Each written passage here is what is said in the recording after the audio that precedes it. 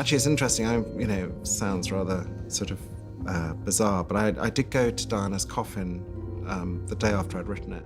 The innocence about her, you just thought, wow, this girl is knockout. Princess Diana's tragic death has been told countless times, from the royal family's side, the media, and the public. But now, her brother, Spencer, is stepping forward with shocking details that were never shared. He's revealing moments and secrets that challenge everything we thought we knew. Why was the funeral procession so devastating for William and Harry? What truly happened behind closed doors when the royal family first heard the news of her death? Join us as we uncover the heartbreaking reality that Diana's own brother has revealed about her final farewell. Millions of people lined the streets of London, while over 2.5 billion more watched from their television screens across the globe. The funeral of Princess Diana was a moment of collective mourning, a day etched forever in British history. It was a day of sorrow, reflection, and heartbreak. But among all the grief-stricken images and tearful crowds,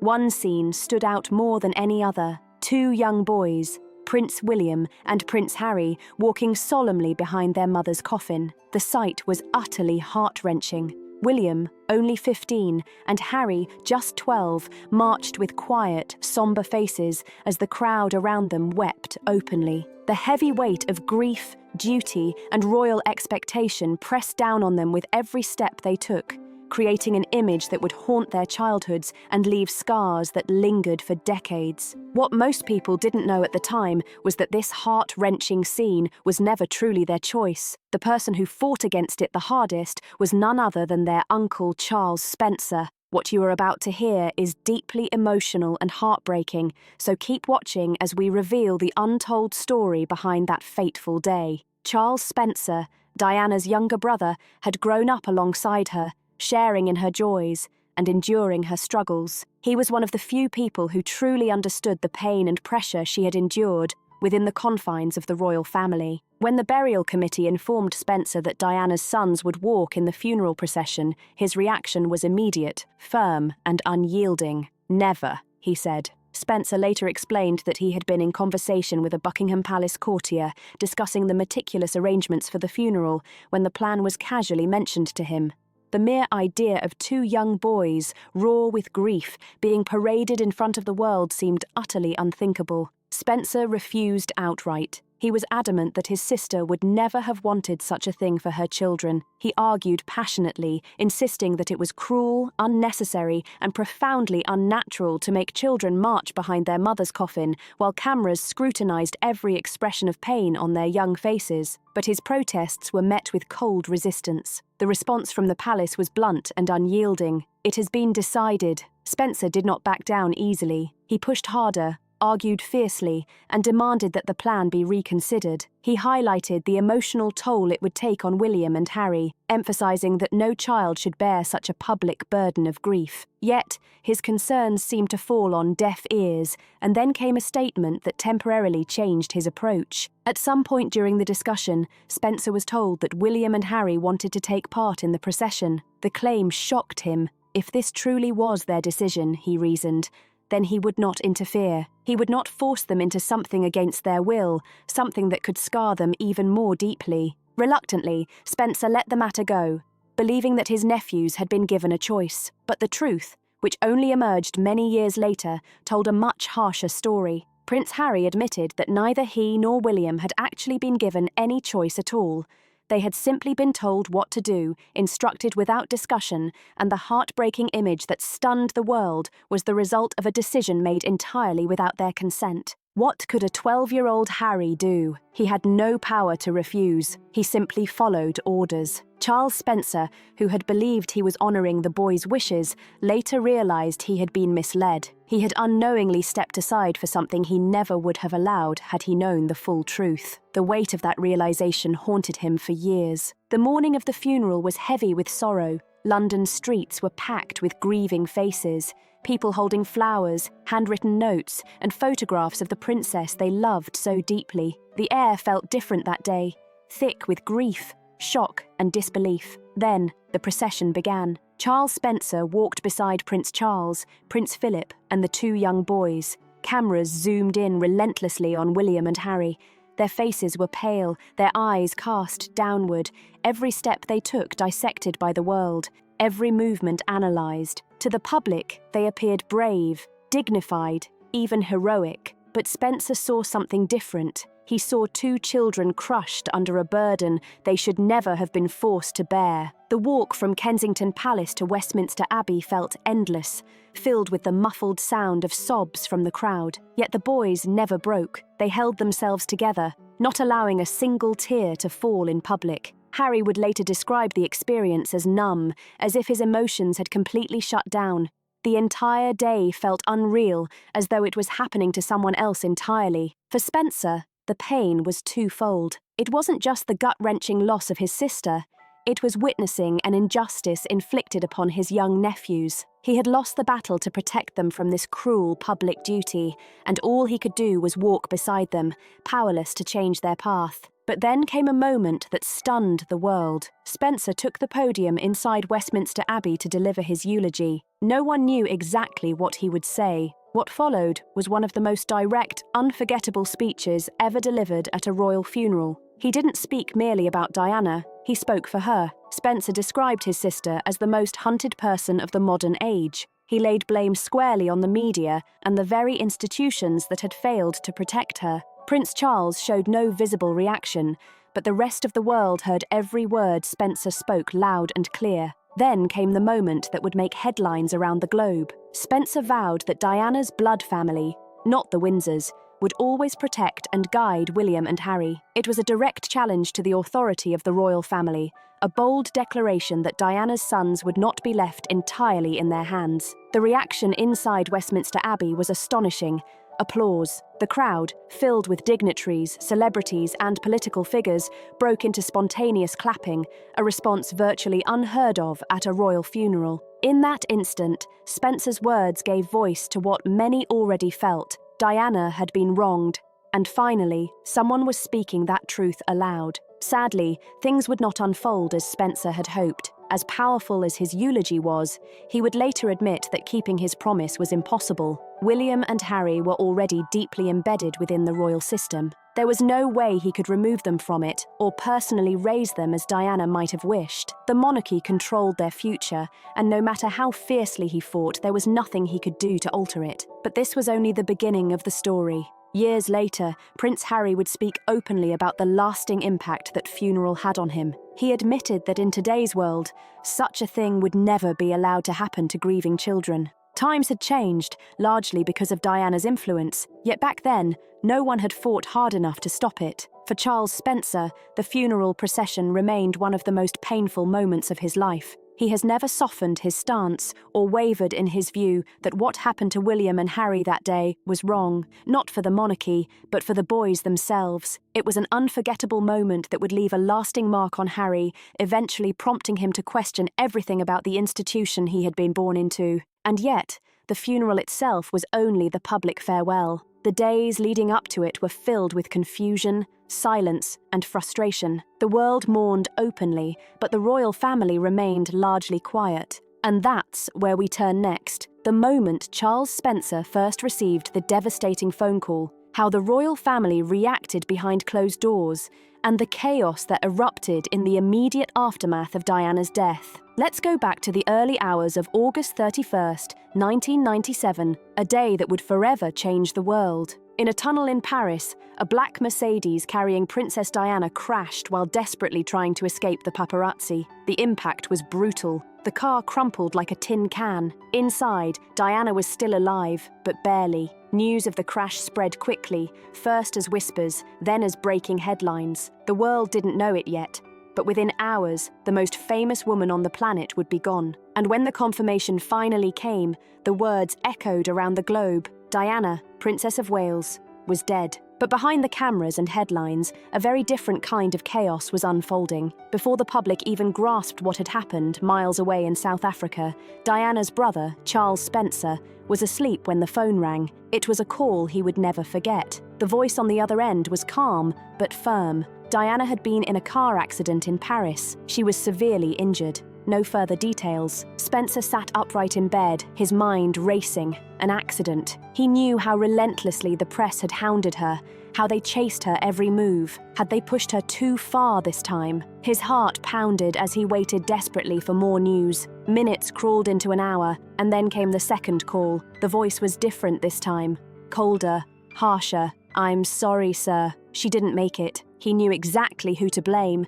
The paparazzi, the same photographers who had hounded her for years, had been chasing her car that night. But there was no time to grieve. The world was about to discover the loss, and nothing would ever be the same again. The reaction of the royal family was unlike anything the public expected. While millions poured into the streets in shock, grown men, women, and children sobbing openly, faces buried in their hands, the royal family remained silent. Flowers piled up by the thousands outside Buckingham Palace, Kensington Palace, and every place Diana had touched. It wasn't just mourning, it was heartbreak. Yet at the top, something strange was happening. For hours, then days, there was no public statement, no national address. In Scotland, hidden from the world's view at first, the silence of the royal family spoke volumes. At first, people assumed they were in shock, but as hours turned into days, the silence began to feel like something far colder.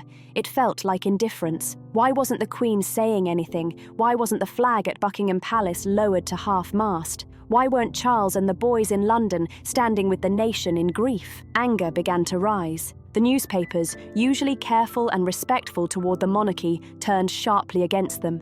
Headlines screamed betrayal. "Your people are mourning. Where are you? Show us you care." The British public felt abandoned. This was Diana, the woman they had loved, the people's princess, and the monarchy seemed unable or unwilling to respond. Meanwhile, two boys were suffering in silence. William and Harry remained in Balmoral, shielded from the public eye, surrounded by their father, their grandmother, and the royal family, a family not known for open displays of emotion. Eventually, their father, Prince Charles, had to sit them down and explain the unthinkable. Their mother had died in a car crash. She wasn't coming back. Harry, only 12 years old, asked the same painful question over and over. Is she gone? Their last conversation with her had been a quick, casual phone call the day before, a brief, call you later moment that now felt unbearably final. They would have said so much more if they had known it would be the last time they spoke to her. In those first days, the boys were isolated from the world. Inside Balmoral, the palace walls felt suffocating. There was no one to comfort them in the way they needed. No one spoke openly about Diana. Harry would later admit that he felt utterly confused. While the world outside cried and mourned, inside the palace there was only silence, a silence that amplified their grief and their sense of loss. But outside, the pressure on the royal family continued to mount. Public outrage grew louder and louder, and eventually, the Queen had no choice but to act. On September 5th, 5 days after Diana's death, she finally addressed the nation. Sitting in front of the cameras, she spoke of a remarkable human being, praising Diana as a devoted and loving mother. She said she understood the people's grief, acknowledging that they had lost someone irreplaceable. But for many, it was already too late. By that point, the damage had been done. The monarchy had appeared cold, distant, and out of touch at a time when warmth and compassion were needed the most. Diana's death revealed a chasm between the royal institution and the people it was supposed to serve. Even after the Queen's speech, resentment lingered. People had long seen the contrast between Diana and the rest of the royals. She was open, human, relatable, a true part of their world. The monarchy, by contrast, remained untouchable, remote, and removed. After her death, that divide became painfully clear. Diana was gone, but her influence was far from over. The funeral was approaching, and with it came one of the most painful and controversial moments in modern royal history, the decision to make William and Harry walk behind their mother's coffin. It was a moment that would leave scars on them forever. And as we mentioned earlier, this was not a decision everyone agreed with. One man in particular fought fiercely to stop it: Charles Spencer. Spencer's battle to protect the boys didn't end with the funeral. The struggle between him and the royal family over the fate of two grieving children would continue for years. Spencer never stayed silent about what he saw as the royal family's failures in Diana's life, and ultimately, in her death. From the moment she married Prince Charles, Diana had been thrown into a system that failed to protect her. And after her passing, Spencer believed that very same system continued to fail her. His anger was both personal and public. Over the years, Spencer spoke out in interviews, refusing to let people forget the suffering his sister endured. He made one thing abundantly clear: Diana was never truly accepted by the royal family. She had arrived as a 19-year-old girl full of life and promise, only to be trapped in a cold, rigid system. She was expected to smile, follow strict rules, and hide her pain. She was still the mother of the future king. She was still one of the most famous women in the world. And yet, instead of keeping her safe, the royal family distanced themselves. Charles Spencer was furious about this. In multiple interviews, he made it clear that they knew the press was relentlessly hunting her, that she had no proper security, and yet they did nothing. The result? A woman who was constantly running, and on August 31st, 1997, that running finally caught up with her. If there was one moment that defined Spencer's anger, it was his speech at Diana's funeral. Standing in front of a grieving nation, he didn't hold back. He called out the media for chasing his sister to her death, but he also sent a direct, unmistakable message to the royal family. He declared that Diana needed no royal title to continue generating her unique brand of magic. It was a bold statement. Diana's power had never come from the monarchy. It had always come from her. She didn't need them. They needed her. But Spencer's most shocking declaration came at the very end. He promised that her sons, William and Harry, would be protected from the same fate. He made it clear that their blood family would do everything possible to continue raising them in the imaginative and loving way Diana herself would have wanted. Many saw this as a direct attack on the royal family. Spencer was saying bluntly, "You failed, Diana, but we will not fail her sons." The reaction was explosive. Inside Westminster Abbey, the Queen remained stone-faced. The royal family didn't applaud. How could they? But outside, the people of London erupted in cheers. For the first time, someone had voiced what millions were thinking.